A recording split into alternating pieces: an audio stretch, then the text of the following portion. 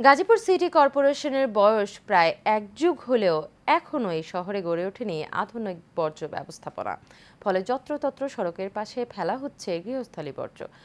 এতে মারাত্মক স্বাস্থ্য ঝুঁকির পাশাপাশি ভোগান্তিতে শহরবাসী। সমস্যার কথা স্বীকার করে দ্রুত জমি অধিগ্রহণের মাধ্যমে ডাম্পিং স্টেশন করার আশ্বাস নগর কর্তৃপক্ষের। প্রতিনিধি মোবারক হোসেন রনির তথ্য এবং ছবিতে আরও জানাচ্ছেন আনোয়ার রাজ।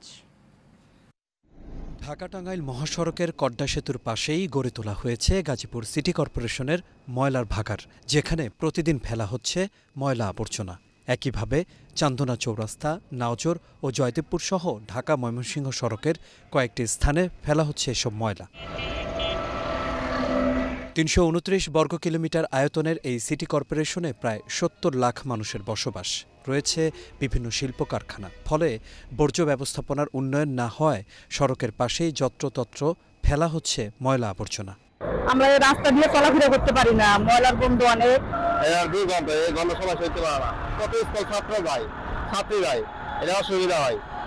সিটি কর্পোরেশন ময়লা নিজস্ব জায়গায় ময়লাটা ফেলায়। গাড়িতে উঠলেও এখানে যে ময়লার একটা গন্ধ দুর্গন্ধ ছড়িয়ে পড়ে, সেটা আমাদের জন্য অনেক বিরক্তিকর। সরকার যদি একটা নির্দিষ্ট জায়গা করে দিতে পারলে মনে করেন যে আমরা সুন্দরভাবে একটা ময়লা এক জায়গায় ফেলাইলে হয়ে যেত। ভালো মতন যেন চলতে পারি, এইটাই সরকারের কাছে আমরা আবেদন করি।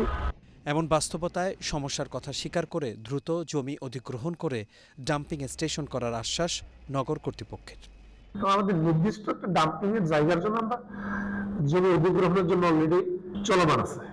এখন অধিগ্রহণটা শেষ করতে পারলে আমরা সেখানে একটা নির্দিষ্ট ডাম্পিং করতে পারলে সেখানে তখন আমরা যে কনভেনশনাল ওয়েতে যে আমরা ওয়েস্ট ম্যানেজমেন্ট করি, সেটা থেকে তখন আমরা একটা সায়েন্টিফিক ওয়েতে যেতে পারবো। তো আমরা দিন দিন এই প্রসেসে যাচ্ছি ভালো করার জন্য। আশা করি ভবিষ্যতে ভালো কিছু হবে বলে আমি বিশ্বাস করি। ২০১৩ সালের জুলাইয়ে গাজীপুর সিটি কর্পোরেশন গঠন করা হয়। গাজীপুর সড়কের পাশেই ময়লার ভাগার।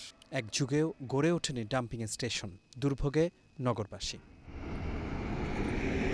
আনোয়ার রাজ, এশিয়ান টেলিভিশন।